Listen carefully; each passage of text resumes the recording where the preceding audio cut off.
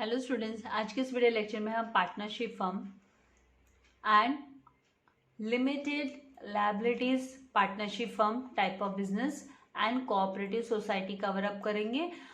तो इसका explanation start करने से पहले मैं आपसे रिक्वेस्ट करूंगी कि अगर अभी तक आपने मेरे चैनल को सब्सक्राइब नहीं किया है तो चैनल को सब्सक्राइब कीजिए ताकि आपको मेरे लेटेस्ट वीडियो के नोटिफिकेशंस मिलते रहे। वीडियो को लाइक करना एंड शेयर करना मत भूलिएगा। सो पार्टनरशिप फर्म क्या होता है? पार्टनर मतलब एक बंदा तो पार्टनर नहीं हो सकता, कम से कम दो बंदे चाहिए, दो पर्सन चाहिए पार्टनरशिप फर्म को स्टार्ट करने के लिए, मिनिमम टू। तो the business organisation which is owned managed and controlled by two or more person, दो या दो से ज्यादा पर्सन के द्वारा मैनेज की जाती है, ओन की जाती है, कंट्रोल की जाती है, उसको पार्टनरशिप फर्म बोला जाता है। So the owners are called partners, और जो ओनर्स होते हैं उनको पार्टनर्स बोला जाता है। And the organisation is called a firm, और ऑर्गेनाइजेशन को हम बोलते हैं फर्म।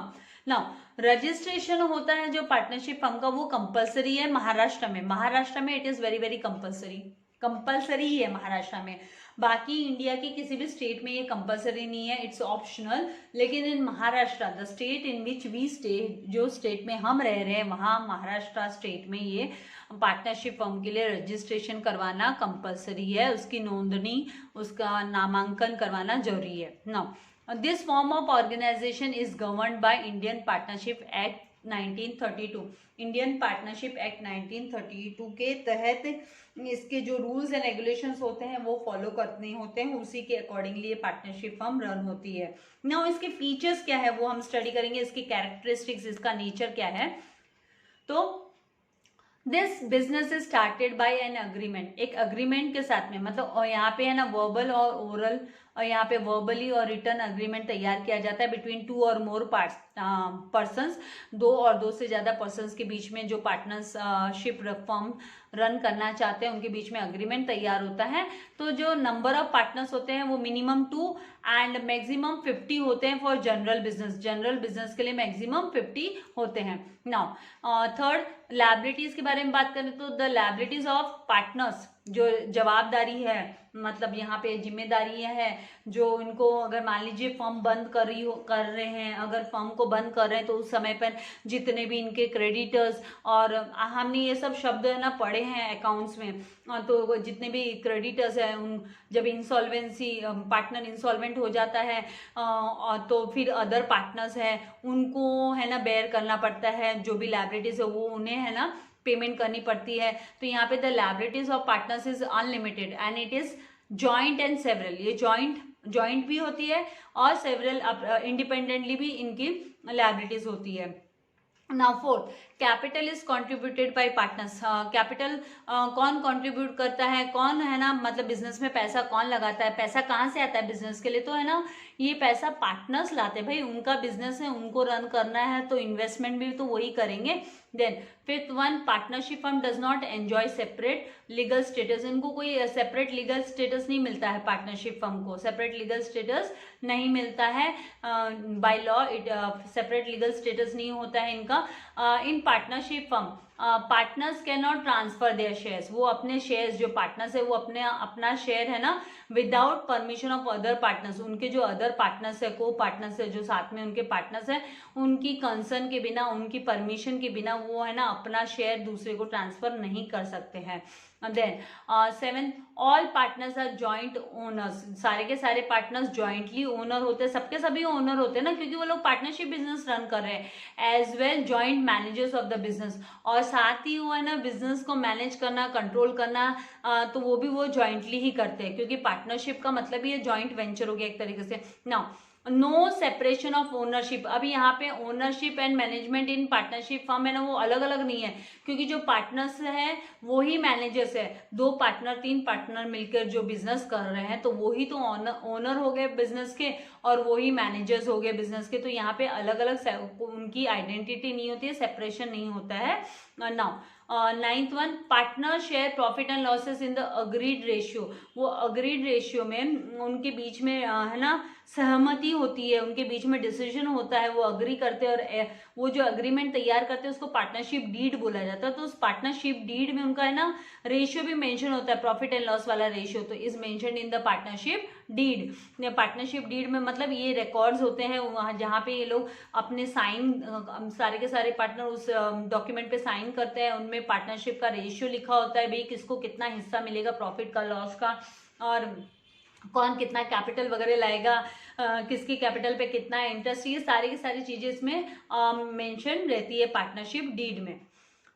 आई होप आपको कॉन्सेप्ट समझ में आ रहा है। नेक्स्ट यहाँ पे है अनलिमिटेड लायबिलिटी पार्टनरशिप। ये एलएलपी, ये अनलिमिटेड लायबिलिटी पार्टनरशिप कौन सी होती है? तो ये कॉम्बिनेशन होता है। ये कॉम्बिनेशन किसका होता है? तो ये पार्टनरशिप फर्म का as well as joint stock company का कॉम्बिनेशन होता है। इसी वजह से इनकी जो लायबिलिटीज होती है वो भी लिमिटेड होती है। सो limited liability partnership has a combination of features of both partnership and joint stock company. Joint stock company के बारे में हम काफी डिटेल में पढ़ेंगे, क्योंकि सेक्रेटरियल प्रैक्टिस उसके आगे पीछे ये पूरा हमको जो सेक्रेटरियल प्रैक्टिस हम अगर सीएस करना चाहते हैं, कंपनी सेक्रेटरी बनना चाहते हैं, तो हमको जॉइंट स्टॉक कंपनी के बारे में डिटेल नॉलेज होना जरूरी है।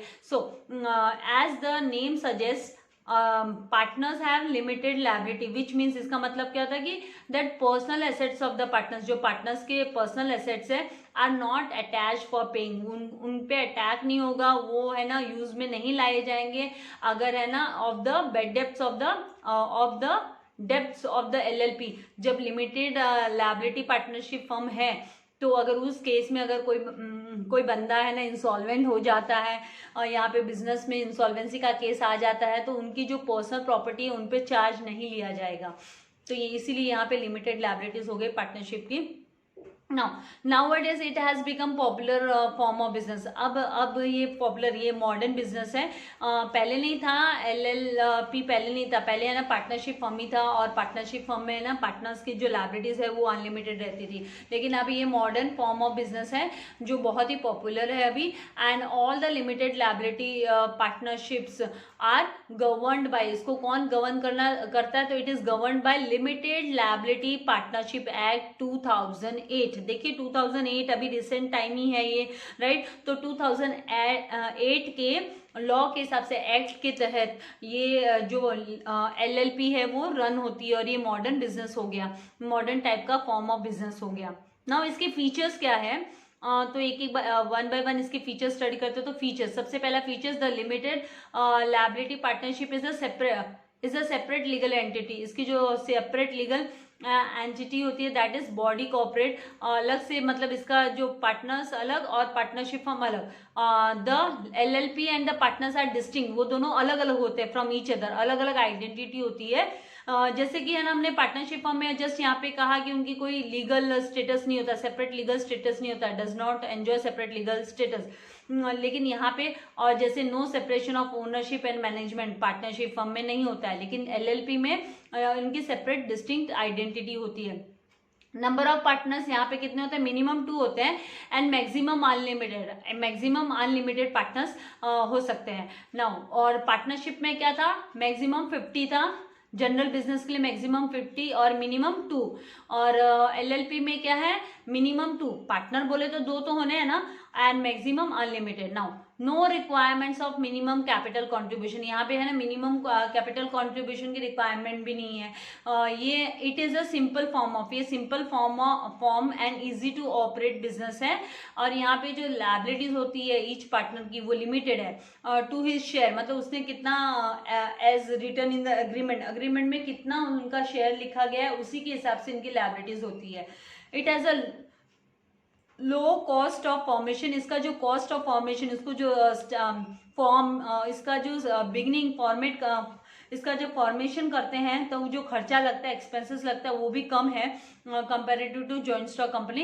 And there is no restrictions on joining and leaving the LLP, और इसमें ना तो आपको आप ज्वाइन करने में कोई रिस्ट्रिक्शन है, जब आप चाहो ज्वाइन कर सकते हो, आपको लीव करना है आप बिजनेस को लीव कर सकते हो as stated in the partnership agreement. Partnership agreement में जैसे बोला गया उस हिसाब से कि मैं 1 साल रहूंगा, 2 साल रहूंगा, 6 महीना रहूंगा, इस तरीके से। नाउ यहाँ पे है ना double taxation is avoided, double taxation भी इसमें अवॉइड किया जाता है। There is no tax on profit share in profit, जो प्रॉफिट शेयर में यहाँ पर है ना टैक्स भी नहीं लगता। तो ये मॉडर्न अप्रोच है, बिजनेस मॉडर्न बिजनेस है, फॉर्म ऑफ बिजनेस है जो बहुत ही पॉपुलर है अभी। Reason this is also a major reason ना कि आपको डबल टैक्सेशन ही पे करना है, क्योंकि आपका जो है ना प्रॉफिट में जो शेयर है उसके ऊपर टैक्स नहीं देना पड़ता है। और एज वेल एज है ना ये यहाँ पर है ना कोई आपके लिए रिस्ट्रिक्शंस नहीं है एंट्री एंड एग्जिट के लिए। एंट्री एंड एग्जिट के लिए कोई रिस्ट्रिक्शंस नहीं है, खाली except as stated in the partnership agreement. अगर पार्टनरशिप एग्रीमेंट में स्टेट किया, आपने मेंशन किया कि भाई 6 महीने बाद, 1 साल बाद, तो आपको उतना टाइम रुकना पड़ेगा बिजनेस में, ऐसे। नाउ नेक्स्ट फॉर्म है कोऑपरेटिव सोसाइटी। अब कोऑपरेटिव सोसाइटीज कौन से है, तो यहाँ पे अ cooperative society is a voluntary association है ऑफ अ पर्सन। खुद से सामने आकर यहाँ पे एसोसिएशन स्टार्ट होती है पर्सन्स की to achieve certain economic objective. ये इकोनॉमिक ऑब्जेक्टिव के लिए है यहाँ पर, मतलब पैसा अर्न करने के लिए है, बट ये कोऑपरेटिव है, वॉलंटरीली एसोसिएशन स्टार्ट होती है इनकी। The nature of cooperative organisation is service oriented. Main इनका जो है फोकस है वो सर्विस देना है। And the registration of cooperative society is compulsory.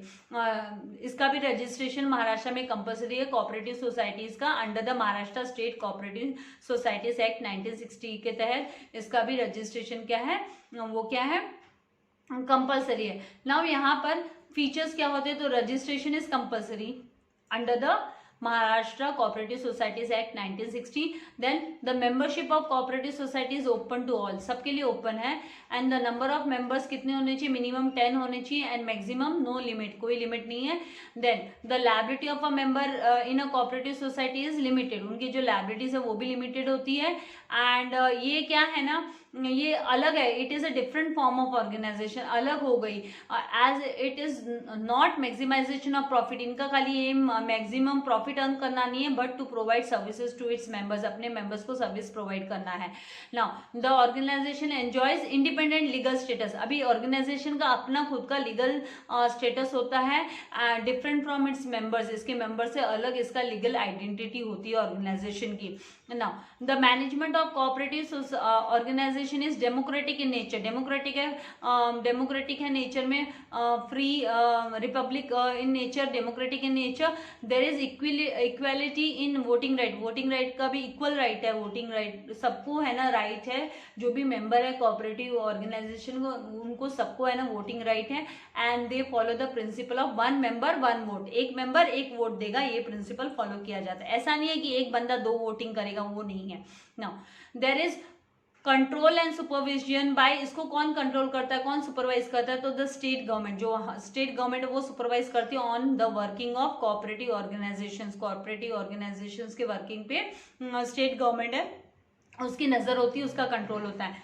Now a sole trading concern joined into family business partnership firm could not meet the requirements of large scale business organization। बड़े मात्रा में जो business होता है उसको cope up नहीं कर पा रहे थे, इसीलिए all of them have limited funds.